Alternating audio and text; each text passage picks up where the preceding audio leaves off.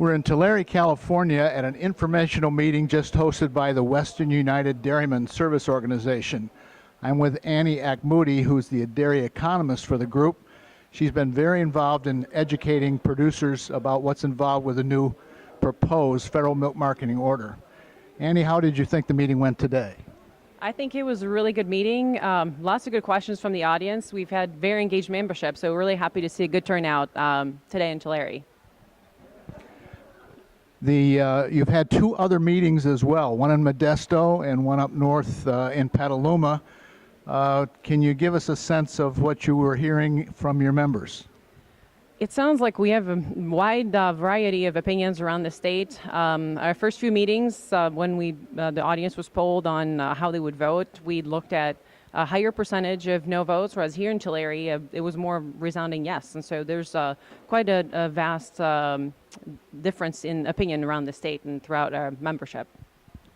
Now, you're not a dairy co-op, of course. You're a service organization. Tell us just a little bit about Western United and your work, particularly in helping educate folks on this issue.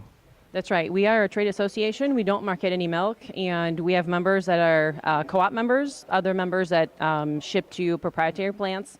We have small dairies, large dairies, and so we try to educate producers on what this might mean for them, whether they're a direct shipper or a co-op member, whether they own quota, whether they don't own quota. There's a lot of differences around the state, and so we try to keep all of our members in mind when we have these informational sessions.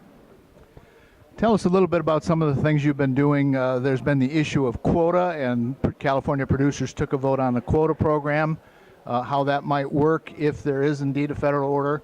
And of course, you've always been active in working with the California Department of Food and Agriculture on dairy pricing issues. Just give us a little bit of perspective on some of those activities. Yeah, the quota has been a really big topic that our membership has made clear that if we were to move to a federal order, that quota must be protected. And we worked with the co-op since the beginning to ensure this would be part of a final order. And last fall, through the producer review board, there was a referendum on a quota implementation plan, and that was approved by a large majority of California producers that would allow quota to function under the umbrella of a federal order. It's not quite the same way as it works currently, but it was the closest way that the producer review board found that this quota program could continue to function under a federal order. And so we'll continue to monitor that as we look at implementation of federal order to make sure that a quota remains protected for our member, because it's a very valuable asset. We're here on April 18th in Tulare at this educational meeting. The final deadline for folks to vote is May 5, not very far away. And it's a big question right here in California today.